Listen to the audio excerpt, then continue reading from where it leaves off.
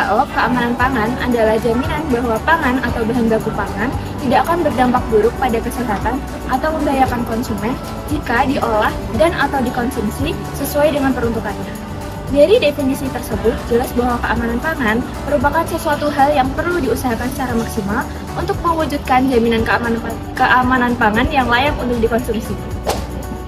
Pangan dikatakan aman jika memenuhi standar keamanan pangan, sehingga pangan terhindar dari kemungkinan adanya bahaya seperti bahaya biologis, fisik, kimia, dan benda lain yang dapat membahayakan kesehatan manusia. Keamanan pangan tidak terlepas juga dari sanitasi pangan, yaitu upaya pencegahan terhadap pertumbuhan dan perkembangbiakan mikroba patogen dalam pangan, peralatan, serta bangunan yang dapat membahayakan kesehatan.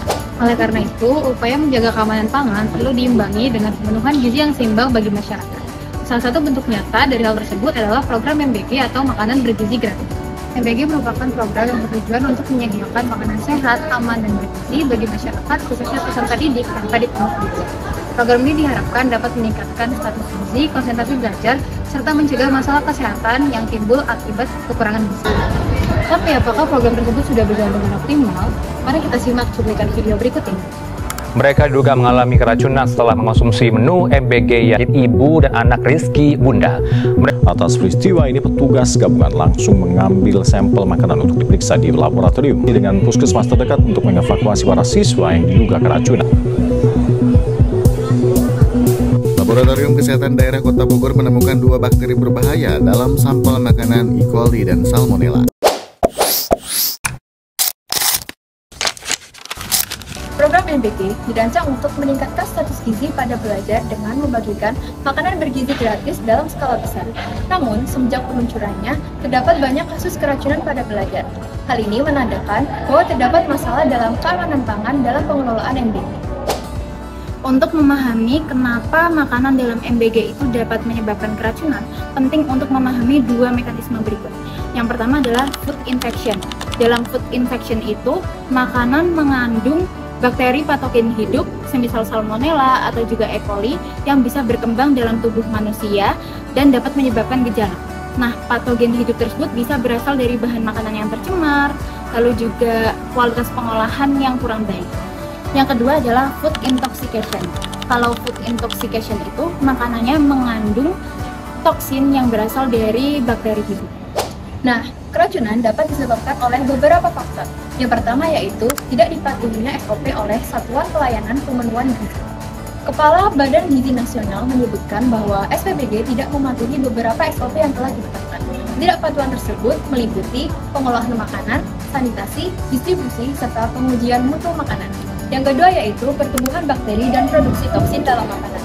Salah satu penyebab keracunan yang paling sering yaitu pertumbuhan bakteri pada makanan, terutama apabila pengolahan dan penyimpanan makanan tidak steril. Selain itu, makanan yang mengandung toksin dapat menyebabkan keracunan meskipun sudah diolah dengan benar. Yang ketiga yaitu skala produksi melebihi batas kapasitas dapur SPBG. Dapur SPBG setiap harinya harus menyediakan 3.000 paket MBG, di mana hal itu melebihi kapasitas dapur umum sehingga sulit untuk diuji mutunya. Yang keempat yaitu menu lauk yang beresiko. Lauk yang berasal dari olahan daging ataupun ikan apabila tidak diolah dengan tepat dapat menyebabkan keracunan, karena harus menemukan suhu yang tepat untuk menghilangkan patogen pada bahan mentah dalam ikan ataupun daging. Yang kelima, adanya keterbatasan waktu, alat, dan sumber daya manusia. Dalam penyiapan MBG, seringkali ditemui adanya keterbatasan alat, waktu yang terbatas dari proses produksi ke distribusi, lalu juga adanya tenaga yang kurang terlatih. Nah, keterbatasan tersebut dapat memicu adanya proses pembersihan alat yang kurang bersih, lalu juga pengolahan makanan yang kurang baik. Yang keenam, kelalaian teknis atau supervisi yang kurang ketat. Di beberapa kasus, Badan Gizi Nasional menemukan adanya kelalaian teknis dalam operasional dapur SPBG, yang mana hal tersebut dapat memicu banyaknya siswa yang mengalami keracunan. Kelalaian tersebut seperti contohnya adalah pengawasan suhu yang kurang, lalu juga penyimpanan makanan yang kurang baik. Yang terakhir adalah kualitas bahan makanan yang rendah atau tercemar. Bila bahan makanan mentah, lalu mengandung bakteri atau kontaminan sebelum bahan makanan tersebut diproses, ini akan meningkatkan risiko makanan tersebut untuk menyebabkan keracunan. Karena bahan makanan yang kualitasnya rendah itu dapat menyebabkan beban dalam sterilisasi itu menjadi lebih tinggi, yang mana kalau gagal akan memicu keracunan.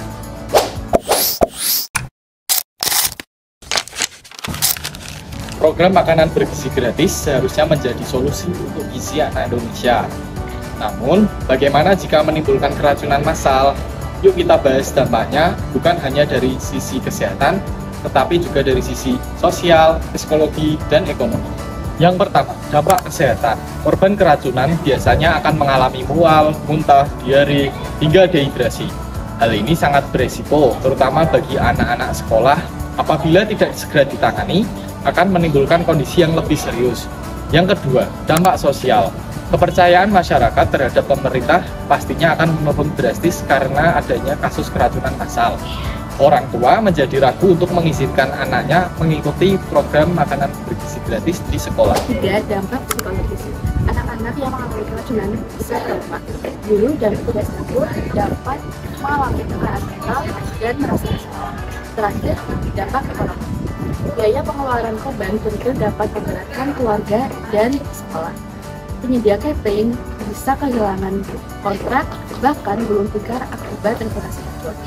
Pemerintah pun harus mengeluarkan biaya tambahan untuk audit, pelajar ulang, dan kompensasi. Kasus keracunan program MBG menjadi pelajaran penting bahwa niat baik harus dengan pelaksanaan yang ada.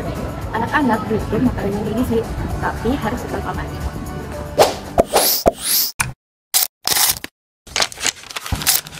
Nah, setelah kita tahu dampak keracunan makanan bagi anak-anak melalui program MBG, sekarang kita bahas bagaimana cara mencegahnya supaya kasus tersebut tidak terulang lagi. Yuk simak penjelasan berikut ini. Upaya pencegahan yang pertama dilihat dari pengawasan dan standarisasi dapur SPPG.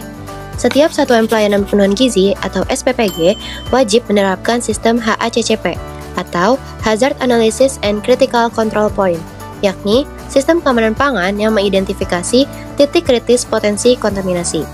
Semua dapur MBG juga wajib memiliki SLHS atau Sertifikat Like Hygiene Sanitasi dari Dinas Kesehatan.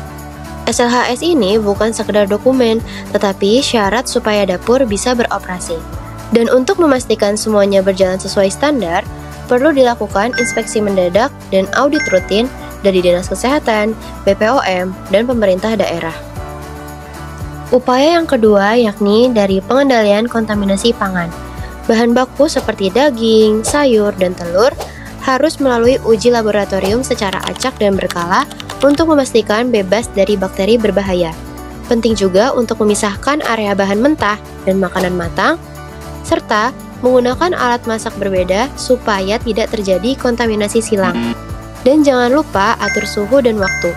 Makanan harus dimasak hingga matang, disimpan pada tempat dan suhu yang aman, dan disajikan tanpa menunggu waktu terlalu lama. Upaya yang ketiga yaitu peningkatan kapasitas sumber daya manusia dan kemitraan. Seluruh juru masak dan penjaga makanan harus mengikuti pelatihan keamanan pangan dan memiliki sertifikat. Selain itu, penting adanya kerjasama lintas sektor antara Badan Gizi Nasional, Kemenkes, BPOM, dan pemerintah daerah supaya pengawasan dan respon cepat bisa dilakukan dengan maksimal. dengan menerapkan langkah-langkah pencegahan secara menyeluruh, kita bisa mengurangi risiko keracunan dan juga menjaga keamanan pangan pada program MBG. Semoga video yang kami buat dapat bermanfaat bagi teman-teman semuanya. Sekian dan terima kasih.